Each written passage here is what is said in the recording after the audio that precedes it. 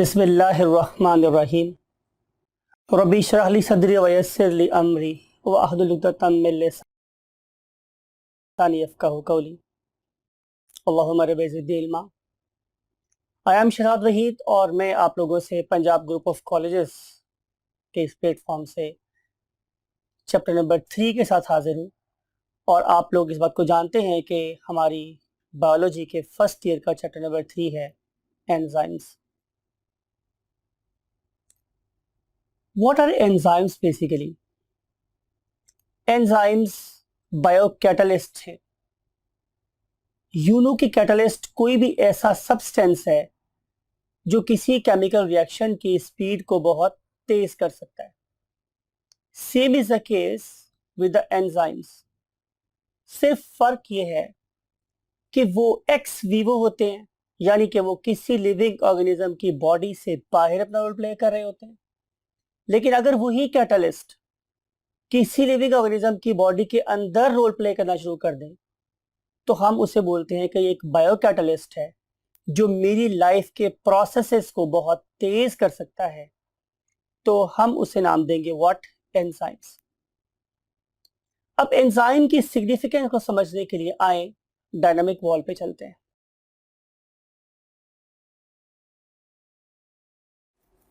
ये मैंने आप लोगों के लिए एक इमेज बनवाया है। इसमें यू कैन सी कि मैंने एक ट्राइंगल ड्रॉ की है, एक स्क्वायर ड्रॉ किया हुआ है, एक फॉर एग्जांपल पेंटागन या हेक्सागन है, और एंड पे मैंने एक सर्कल ड्रॉ किया है। फिर आप लोगों से क्वेश्चन ये है कि इनमें से कौन सी ऐसी चीज है जिससे शायद हमारी जिंदगी के स्टैंडर्ड्स को, रहने सहने के तरीके को, हमारी जिंदगी की पेस को बहुत तेज कर दिया है।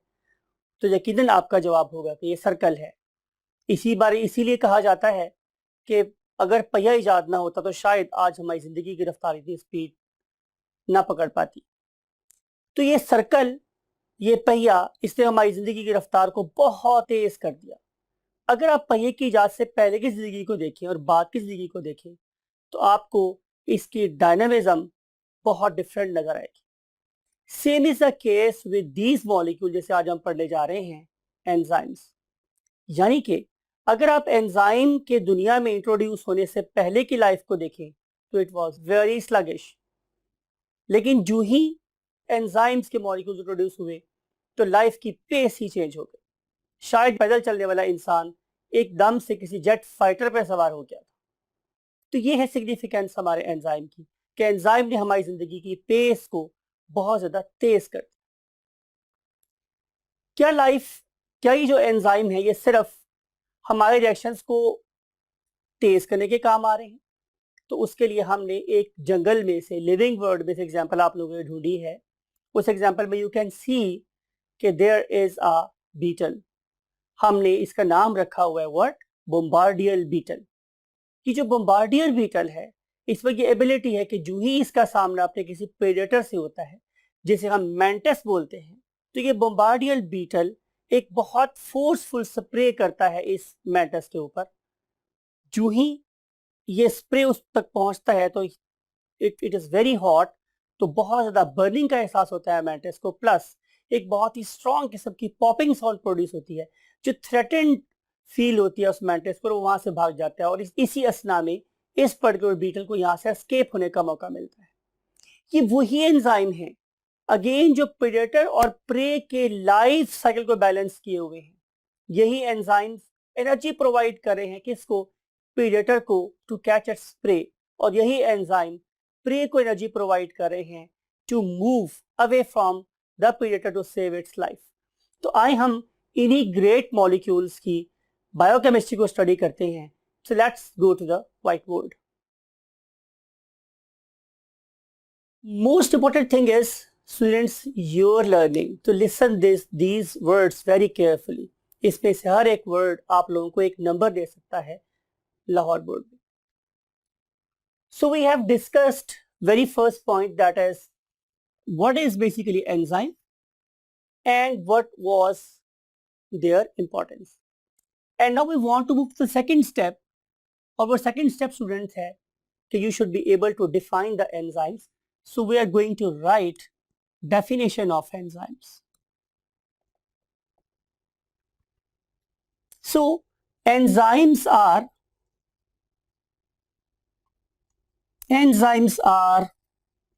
biocatalysts. ये वाला वर्ड मैंने आप लोगों से इंट्रोडक्शन में यूज किया हूं. Enzymes are biocatalysts used to speed up biochemical reactions. यानी कि वो वाले रिएक्शंस, वो वाले केमिकल रिएक्शंस जो किसी लिविंग ऑर्गेनिज्म की बॉडी में हो रही है. सो बायोकेमिकल रिएक्शंस को इनहांस करने वाली चीज का नाम क्या है? एंजाइम्स. अगली बात स्टूडेंट्स ये है कि ऑल एंजाइम्स आर प्रोटीन्स. जितने भी एंजाइम मेरे पास प्रेजेंट हैं वो क्या हैं? प्रोटीन.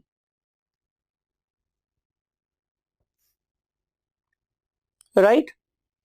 आप लोगों ने चैप्टर नंबर 2 में प्रोटीन के ही टॉपिक बेस्ड ये स्टडी किया था कि ये जो एंजाइम्स हैं ये ग्लोब्यूलर प्रोटीन, फाइब्रस प्रोटीन नहीं है, rather globular proteins. Mean to say कि they have some ball-like structure with few dents and some cavities or holes in it. Something like a lock. जैसे मेरे पास एक लॉक है तो आपको नजर आता है कि लॉक एक स्पेसिफिक सिमेट्रिकल शेप है जिसके अंदर एक कैविटी है और उस कैविटी के अंदर अपनी की को इंसर्ट कर सकते हैं. So it is basically a globular protein with few dents and depressions in it. उसके बाद हम देखेंगे कि how we can make enzymes. तो हम अब इस पॉइंट को स्टडी कर रहे हैं, that is making of enzyme. मैंने वहां पे ब्लैक से लिखा हुआ है तो यहां पे लिखा हुआ ब्लैक के साथ, मेकिंग ऑफ एंजाइम्स.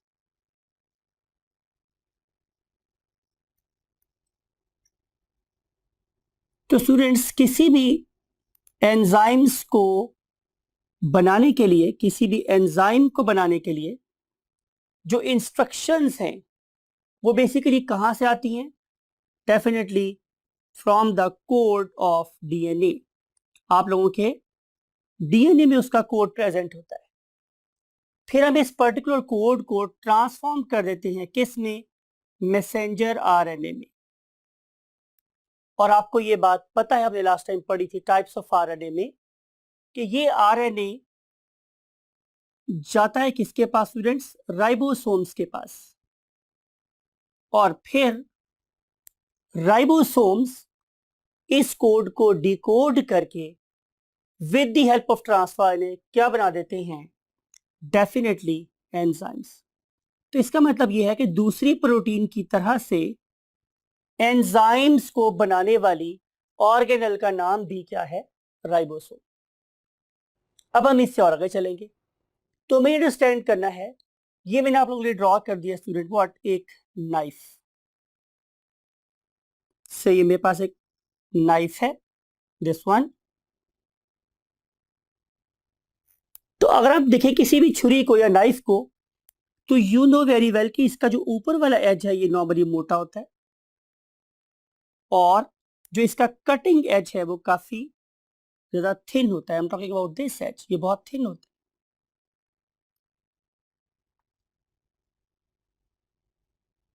अब आप जरा मुझे सोच के बताएं स्टूडेंट्स कि क्या मैं किसी चीज को यहां से कट कर सकता हूं? तो answer is no. Cutting edge तो ये वाली सरफेस है जो बहुत ज्यादा शार्प है. ये मेरा नाइफ भी हो सकता है, ये मेरा चॉपर जिससे मैं कीमा बनाता हूं वो भी हो सकता है. तो क्या ये सारे का सारा स्ट्रक्चर इस्तेमाल हो रहा है कटिंग में? तो answer is no. Only few molecules of this iron structure, इस आयरन स्ट्रक्चर के थोड़े से मॉलिक्यूल्स जो बिल्कुल इसके इस लोअर एज पे प्रेजेंट है, सिर्फ वो चीज को कट करने में इस्तेमाल हो रहे हैं. तो ये जो बाकी सारा कुछ हमने लगाया हुआ है, बाकी पूरा आयरन का मैस, वो बेसिकली इसको क्या प्रोवाइड कर रहा है? Stability. It is important students कि जो जितना ज्यादा मैं इसको हैवी बनाऊंगा उतना ही वो मेरा चॉपर स्टेबल होगा, उतनी ही मैं ज्यादा स्ट्रॉन्ग या मोटी मोटी बोन्स को भी कट कर सकूंगा. तो ये जो चीज है, ये बाकी सारी की सारी चीज ये उसको स्टेबिलिटी प्रोवाइड करे. हालांकि कटिंग एज तो बहुत थोड़े से मॉलिक्यूल्स. तो same is the case with the enzyme कि एंजाइम एक बहुत ह्यूज स्ट्रक्चर है, राइट? उस बहुत ज्यादा बड़े स्ट्रक्चर के, उस बहुत ज्यादा बड़े स्ट्रक्चर की बात करो स्टूडेंट्स में, उसके अंदर हजारों लाखों मॉलिक्यूल्स, समथिंग लाइक इट। लेकिन ये सारे के सारे एंजाइम रिएक्शन में पार्टिसिपेट नहीं करते, सिर्फ और सिर्फ वो वाला एरिया जिसे फॉर एग्जांपल मैं अब रेड से शेड कर रहा हूं, ये वाला एरिया, ये वाला एरिया फॉर एग्जांपल, ये सबसे ज्यादा इंपॉर्टेंट है एंजाइम रिएक्शन में, दिस वन। अब ये जो सारे का सारा एरिया है, ये तो एक्टिवली पार्टिसिपेट कर रहा है केमिकल रिएक्शन में। तो ये जितना बाकी स्ट्रक्चर पीछे है, ये क्या प्रोवाइड कर रहा है इसे? Stability, right. तो इंपॉर्टेंट बात ये है कि ये और ये स्टेबिलिटी प्रोवाइड करने के लिए, राइट। सो आपके में एक वर्ड लिखा हुआ है कि bulk of the amino acid और bulk of the structure is there to provide stability to the enzymes. Only few amino acid, थोड़े से अमाइनो एसिड, जैसे मैंने शो किया आप लोगों के साथ, यहाँ पे भी रेड सरफेस के साथ, और अगर मैं इसको यहाँ भी शो करना चाहूँ तो ये जो रेड सरफेस है हमारी, ये वाले थोड़े से अमाइनो एसिड सिर्फ और सिर्फ कटिंग में इस्तेमाल हो रहे हैं या एक्चुअल एक्टिविटी में इस्तेमाल हो रहे हैं। Now we want to move to the next point. और वो नेक्स्ट पॉइंट मेरे पास क्या है students? What parts of enzyme. So perhaps यहाँ पे जगह कम है, तो नेक्स्ट पॉइंट पे चलते हैं, नेक्स्ट हाफ में चल रहे हैं। So we want to move to this part, that is the parts of an enzyme. मेरे पास एंजाइम के कौन कौन से पार्ट्स हो सकते हैं? इस पर्पस के लिए हमने एक टेबल आप लोगों के लिए बनवाया हुआ है, यहाँ पे एक फिगर भी आप लोगों के पास। लेकिन फिर भी हम यहाँ पे अपनी इसके लिए भी ड्रॉ करते हैं कि what are the various parts of enzyme, because से पिक्टोरियल मेमोरी का भी अपना एक रोल होता है। So parts of enzyme, there are two main parts of enzyme, mean to say proteinic part of enzyme, mean कि ये प्रोटीन्स का बना हुआ है, सोल प्रोटीन्स। अब यहाँ पे बात बड़ी इंपॉर्टेंट नोट करने वाली है स्टूडेंट्स को, ये कि बहुत से ऐसे एंजाइम्स हैं जिसमें सिर्फ प्रोटीन ही सफिशिएंट है, एलोन प्रोटीन ही सारे के सारे रिएक्शन को कैटालाइज कर लेती है। लेकिन बाज़ औक़ात ऐसा भी होता है, बल्कि अक्सर औक़ात ऐसा होता है कि मेरे एंजाइम में प्रोटीन के अलावा एक नॉन प्रोटीनिक पार्ट भी होता है, जिसे हम लोग यहाँ पे ऐसे लिख रहे हैं, नॉन प्रोटीनिक पार्ट।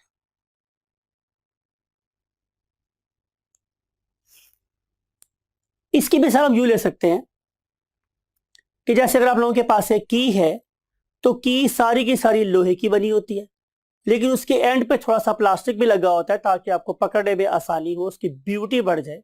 तो समझ लीजिए जो सारे का सारा लोहा है वो प्रोटीन है, और उसके ऊपर थोड़ा सा प्लास्टिक चढ़ा हुआ है वो उसका नॉन प्रोटीनिक पार्ट। तो मुमकिन है कि की सारी लोहे की बनी हुई हो, ऐसा भी हो सकता है कि वो लोहे के साथ साथ थोड़ी सी प्लास्टिक की भी बनी हो, तो दोनों पॉसिबिलिटीज हो सकती है। अब हम इस नॉन प्रोटीनिक पार्ट को कहते क्या है? तो answer is students cofactor. Cofactor, जहां जहां ये प्रेजेंट है वहां पे इसके दो पॉसिबल रोल हो सकते हैं। नंबर वन, कि it acts as a bridge, it acts as a bridge between the enzyme and its reactant, जिसे हम बोलते हैं सबस्ट्रेट। यानी कि अगर ये वाला मॉलिक्यूल प्रेजेंट होगा तो तभी हमारे एंजाइम की 3D स्ट्रक्चर कैसी होगी? सबस्ट्रेट के मुताबिक होगी। और अगर ये वाला पीस यहां पे प्रेजेंट नहीं है तो फिर वो वाला मॉलिक्यूल एंजाइम के साथ बाइंड नहीं होगा। इसलिए एंजाइम को सबस्ट्रेट के साथ बाइंड करवाने में जिस मॉलिक्यूल का बहुत इंपॉर्टेंट रोल है, जब वो ब्रिज के तौर पे काम कर रहा हो, उसे हम क्या बोलते हैं स्टूडेंट्स? कोफैक्टर। मिसाल के तौर पे अगर ये मेरे पास एक 3D स्ट्रक्चर है, समथिंग लाइक इट, ये वाला, राइट, इसे मैं बोल रहा हूं स्टूडेंट क्या? एंजाइम। और अगर मैं इस वाले पार्ट की बात करूं, ये वाला पार्ट, जिसे अब मैं आप लोगों की सहूलत के लिए रेड पेंट कर रहा हूं, I am doing it red paint, ये ये इसकी शेप को मॉडिफाई कर रहा है। मिसाल के तौर पे कि अगर ये प्रेजेंट है तो शेप इस तरह की है, और अगर ये प्रेजेंट ना हो तो फिर शेप जाहिर है इस तरह की होगी। अब मुझे सोच के बताएं कि इस वाले केस में इसके साथ कोई ऐसा मॉलिक्यूल बाइंड हो सकता है? तो आंसर इज नो, क्योंकि इसकी शेप से नहीं मिल रही। अगर मैंने इस एंजाइम की शेप इस तरह करनी है तो मुझे इसके आगे ये वाला मॉलिक्यूल लगाना ही पड़ेगा। अब इस मॉलिक्यूल की शेप इस मॉलिक्यूल के मुताबिक हो गई है, अब ये इसके साथ जाके क्लोज फिट बना सकता है। लिहाजा इस मौके पर ये एक ब्रिज के तौर पे काम कर रहा है, जो दो मॉलिक्यूल्स को एक दूसरे के क्या कर रहा है, कंपैटिबल बना रहा है, एक दूसरे के मुताबिक बना रहा है। फिर इसके अलावा ये वाली बात भी है स्टूडेंट्स कि ये non proteinic part some time direct source of energy भी होते। अब हमें देखना है कि इस नॉन प्रोटीनिक पार्ट की कितनी टाइप्स हो सकती। तो answer is there are two main types of non proteinic part. Number one is called as inorganic. Inorganic. And other one is called as what? Organic. Organic. अगर को factor inorganic हुआ तो ये यूजुअली कैसा होता है स्टूडेंट्स? कोवलेंटली बॉन्डेड होता है।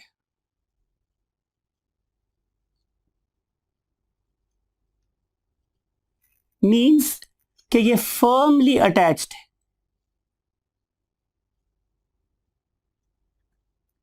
और अगर आप इसकी नेचर देखें तो ये यूजुअली एक मेटल आयन होगा।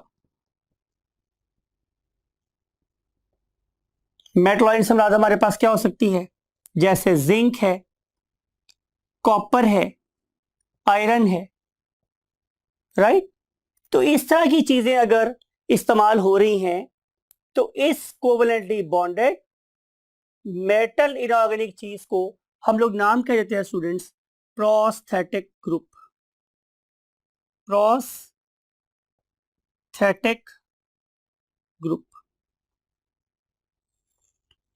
ब्लॉक किया, स्टार लगाया, इसका क्या मतलब है? ये एक इंपॉर्टेंट डेफिनेशन है। अगर कोई बंदा आपसे कहे कि जनाब डिफाइन प्रोस्थेटिक ग्रुप, तो आप क्या बोलेंगे? कि एक ऐसा कोफैक्टर जो इनऑर्गेनिक है, यूजुअली मेटल आयन है और फर्मली बॉन्डेड है, कोवेलेंटली बॉन्डेड, तो आप उसे क्या बोलेंगे? Inorganic what? Prosthetic group. On the other hand, अगर आप लोगों के पास एक मॉलिक्यूल कैसा है? ऑर्गेनिक, ये उसके साथ लूजली बॉन्डेड है। लूजली बॉन्डेड का मतलब ये है कि ये बार बार अटैच भी हो सकता है, डिटैच भी हो सकता है। जैसे कि फॉर एग्जांपल आप लोगों के साथ आमतौर पर पेडस्टल फैन के साथ जो लीड अटैच होती है, आप उससे उतार नहीं सकते, वो इससे एग्जांपल हो जाएगी। लेकिन जो आप लोगों के पास कंप्यूटर या लैपटॉप है, उनके चार्जर आप लगा भी सकते हैं, उतार भी सकते हैं। तो ये लूजली बॉन्डेड है, जब चाह लगा लिया, जब चाह उतार लिया। तो इस वाले केस में जो मॉलिक्यूल है वो क्या कहलाएगा? Organic loosely bonded. इसका मतलब ये होगा कि ये हमें स्मॉल क्वांटिटीज में चाहिए हैं। क्यों ये स्मॉल क्वांटिटीज में चाहिए? बिकॉज के ये बार बार यूज हो रहे हैं, can be used again and again. जैसे कि चार्जर की एग्जांपल दी थी मैंने आप लोगों को, कि आप लोग देखेंगे कि ये बार बार इस्तेमाल हो सकता है। अब इस पर्टिकुलर चीज को हम क्या नाम देते हैं student? Answer is coenzyme. Coenzyme. तो कोएंजाइम ऑर्गेनिक मॉलिक्यूल होगा, लूजली बॉन्डेड होगा, स्मॉल क्वांटिटीज में रिक्वायर्ड होगा और बार बार यूज हो सकता होगा। इसकी बेस्ट एग्जांपल हमारे पास क्या है? विटामिन्स। सब आपको समझ आई होगी कि मुझे विटामिन्स बहुत कम क्वांटिटीज में क्यों रिक्वायर्ड होते हैं, राइट? कि वो बार बार यूज हो सकते हैं। Another example, best example of coenzyme is FADH2 or NADH2. ये भी हमारे पास डेफिनेटली विटामिन की एग्जाम्पल है। तो ये स्टूडेंट्स हमारे पास व्हाट इस टॉपिक का part, that is the parts of the enzymes. Now we want to move to the next concept. वो नेक्स्ट कॉन्सेप्ट क्या है स्टूडेंट्स कि what is the difference between apoenzyme and holoenzyme. ये concept बड़ा important है students, तो आपने इसको बड़े गौर से अंडरस्टैंड करना है। अल्लाह रब्बुल इज्जत ने हमारी बॉडी में एंजाइम्स को यूज के टाइम पे एक्टिवेट किया है। जब जरूरत हुई तो उसको एक्टिवेट कर लिया, और जब जरूरत नहीं है तो उसे दोबारा से बंद कर लिया। इसकी बेस्ट एग्जांपल आपका ये टीचर है। आपने देखा कि मैं मार्कर को यूज नहीं जब कर रहा होता तो मैंने हमेशा उनको प्लग किया होता। क्या इस फॉर्म में मैं इसे लिख सकता हूं? तो आंसर इज नो। इसका मतलब है कि ये मार्कर की इनएक्टिव फॉर्म है। तो जब मार्कर इनएक्टिव फॉर्म में प्रेजेंट है और मैं इसे एनालॉगस समझ रहा हूं किसके, एंजाइम के, तो ये कहलाएगा एपो एंजाइम। क्या लिखूं आप लोगों के लिए word? Inactive. So inactive form of enzyme is called as apoenzyme. लेकिन अगर मैं एंजाइम के सारे कंपोनेंट्स पूरे कर दूं, यानी कि अगर उसको चाहिए प्रोस्थेटिक ग्रुप तो मैं इसे प्रोस्थेटिक ग्रुप लगा दूं, अगर उसे चाहिए कोएंजाइम तो मैं इसे कोएंजाइम दे दूं, उसे चाहिए एक्टिवेटर तो एक्टिवेटर दे दूं। तो मुझे से जो जो चीजें चाहिए अगर मैं उसे वो चीज प्रोवाइड करके फुली रेडी कर दूं, मिसाल के तौर पे ये 4 चीजों का बना हुआ है, बाहर वाला पाइप, अंदर इसके रिफिल, आगे लिखने वाली राइटिंग टिप और कैप, मैं सब चीजें रेडी कर लूं और उसके बाद इसको इस फॉर्म में कन्वर्ट कर लूं, तो अब ये एक्टिव होगी, राइट। ये एक्टिवेटेड एंजाइम क्या कहलाता है? Hollow enzyme. This is the activated enzyme. इसकी जो बेस्ट एग्जांपल येलो बॉक्स में आप लोग बुक में गिवन है वो ये है कि जब आपका स्टमक खाली है तो उस टाइम पे आप लोगों का प्रोटीन डाइजेस्टिंग एंजाइम इनएक्टिव होता है। उस इनएक्टिव एंजाइम को स्टूडेंट्स हम क्या नाम देते हैं? Pepsinogen. What is the name? Pepsinogen. ये inactive form of enzyme, important, inactive form of enzyme. On the other hand ये जो मेरे पास एक्टिवेटेड एंजाइम है इसके नाम स्टूडेंट मेरे पास क्या है? पेप्सिन।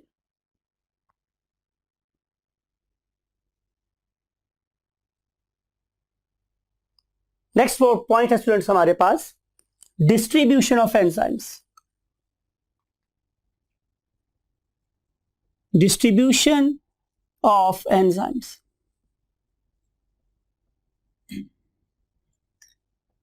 तो पहली बात स्टूडेंट्स ये है कि इमेज आपको नजर आ रहा है, इस पर्टिकुलर इमेज में सबसे पहले आपको एनिमेट होता हुआ, ग्लो करता हुआ नजर आ रहा है क्या? साइटोप्लाज्म।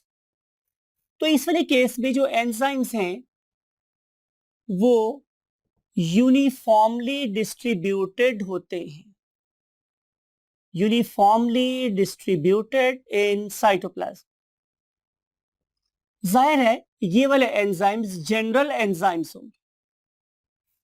डिफरेंट किस्म के ऑर्गेनेल्स को और साइटोप्लाज्म को चाहिए होंगे तो नेचर ने इसको फ्रीली डिस्ट्रीब्यूट कर दिया, सूप में भेज दिया कि जहां जहां रिक्वायर्ड है भाई तुम पहुंच जाओ। लेकिन ऐसा भी होता है कि बहुत सारी एक्शंस हमारे ऑर्गेनेल स्पेसिफिक है। For example you know very well कि अगर आपके पास क्लोरोप्लास्ट हो जो कि सिर्फ और सिर्फ प्लांट सेल्स में होता है, तो you know it can be identified by it's green colour. तो इस ग्रीन पिगमेंटेड ऑर्गेनेल के साथ वो सारे के सारे एंजाइम्स एसोसिएटेड हैं कि जो रिक्वायर्ड हैं किस में, फोटोसिंथेसिस में।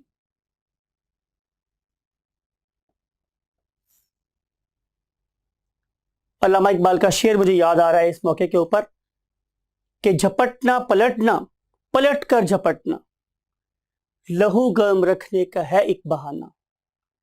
ये शेर किससे एसोसिएट हो रहा है? एक ऐसे ऑर्गेनेल से जो आप लोगों को एनर्जी प्रोवाइड कर रहा है। उस एनर्जी प्रोवाइडिंग ऑर्गेनेल का नाम स्टूडेंट्स मेरे पास क्या है? माइटोकॉन्ड्रिया। तो आपके जिस्म में जितनी एनर्जी है, जितनी तवानाई है, जितनी सलाहियतें हैं, उनके पीछे जिस ग्रेट ऑर्गेनेल का नाम आता है वो क्या है स्टूडेंट्स? माइटोकॉन्ड्रिया। और आप लोग पढ़ के आए हैं कि माइटोकॉन्ड्रिया हमें एनर्जी प्रोवाइड करता है through the oxidation of food. तो हमारे रेस्पिरेटरी एंजाइम्स, और मैं एक वर्ड अब यूज कर रहा हूं कि हमारी ऑक्सीडेशन ऑफ फूड के लिए जितने एंजाइम्स चाहिए वो सारे के सारे एंजाइम इसकी मेम्ब्रेन से एसोसिएटेड है। राइट स्टूडेंट्स, अब हम पढ़ेंगे एग्जाम्पल नंबर 3। फिर हम लोग पढ़ चुके हैं एक और ऑर्गेनेल, उसको बोलते हैं हम लोग राइबोसोम्स। ये राइबोसोम्स बिल्कुल हमने पहले वाले कॉलम में देखा कि ribosomes are used to make proteins. So जितने भी प्रोटीन मेकिंग एंजाइम हैं वो सारे के सारे राइबोसोम से एसोसिएटेड है। तो आपका क्या ख्याल है, मेरी बॉडी के सेल्स को डिवाइड करवाने वाले एंजाइम्स कहां एग्जिस्ट करते होंगे? यस, यू आर राइट, वो एग्जिस्ट करते हैं न्यूक्लियस में। तो डीएनए और आरएनए से एसोसिएटेड जितने भी एंजाइम्स, डीएनए एंड आरएनए से एसोसिएटेड जितने भी एंजाइम हैं वो सारे के सारे न्यूक्लियस में लोकेट करते हैं। तो इसका मतलब ये हुआ कि एंजाइम जनरल भी हो सकते हैं और स्पेसिफिक भी हो सकते हैं, तो अल्लाह ताला ने उसकी डिस्ट्रीब्यूशन भी उसके लिहाज से की हुई।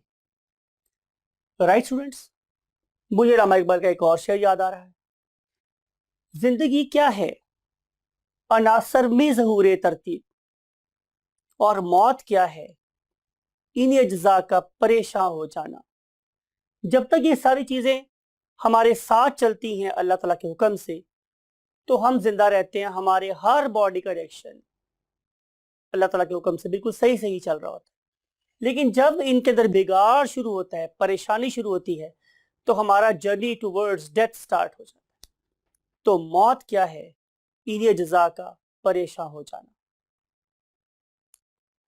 अब हम स्टडी करने वाले हैं कैरेक्टरिस्टिक्स ऑफ एंजाइम्स। इस लेक्चर नंबर 1 का लास्ट टॉपिक है कैरेक्टरिस्टिक्स ऑफ एंजाइम।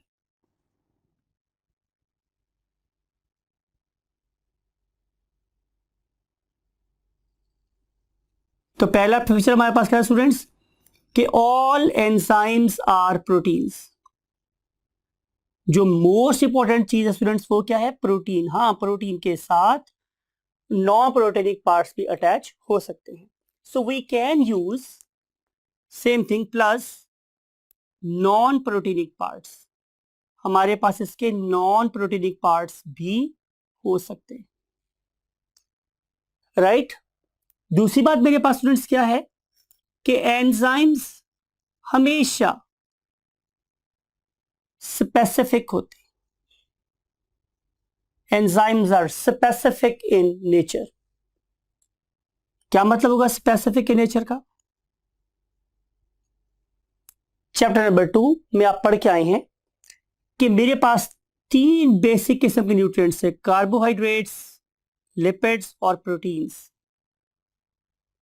तो वो बोला एंजाइम जो कार्बोहाइड्रेट को डाइजेस्ट कर सकता है वो लिपिड को डाइजेस्ट नहीं कर सकता, जो लिपिड को कर रहा है वो प्रोटीन को डाइजेस्ट नहीं कर सकता, जो प्रोटीन को कर सकता है वो लिपिड और कार्बोहाइड्रेट को नहीं कर सकता।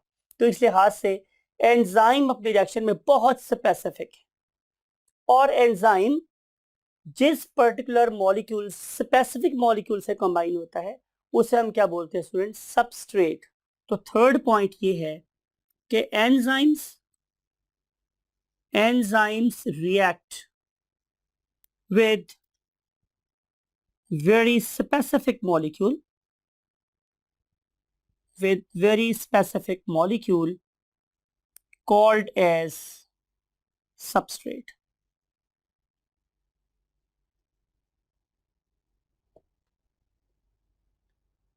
अगर हम इसको किसी डायग्राम से शो करना चाहें तो स्टूडेंट्स ये मेरे पास एक एंजाइम है और इसके साथ हम कंबाइन करने वाले हैं एक सबस्ट्रेट को, समथिंग लाइक इट ऐसे। अगर इसकी शेप इससे कोरेस्पॉन्डिंग नहीं होगी तो ये एंजाइम इससे कभी रिएक्ट नहीं करेगा, और जब ये दोनों आपस में मिल जाते हैं तो इनके मिलने से बन जाता है स्टूडेंट्स क्या, एक एंजाइम सबस्ट्रेट कॉम्प्लेक्स। अगली बात स्टूडेंट क्या है, फोर्थ प्रॉपर्टी ये है कि एंजाइम्स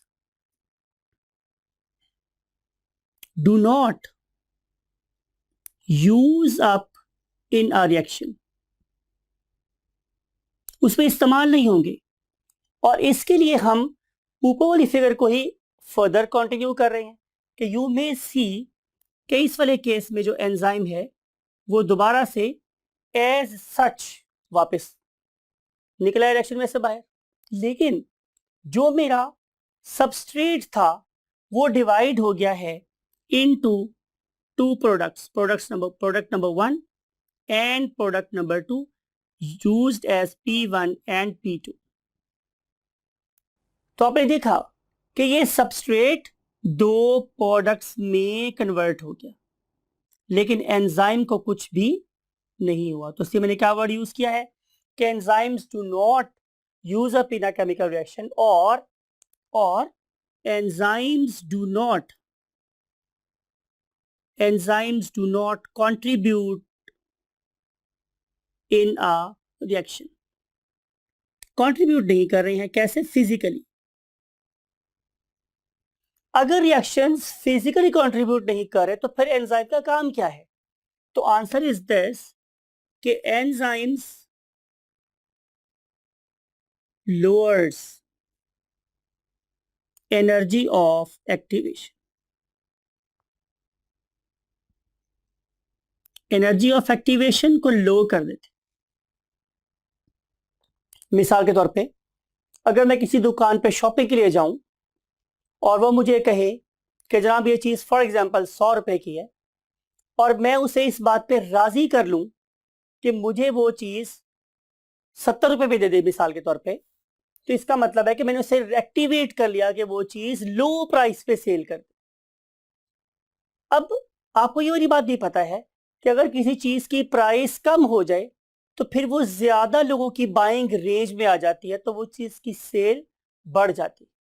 यही बात यहां पर है कि जब एंजाइम किसी रिएक्शन में होने वाले मॉलिक्यूल्स को लो लेवल पर राजी कर लेता है तो फिर उसका प्रोडक्ट बढ़ जाता है।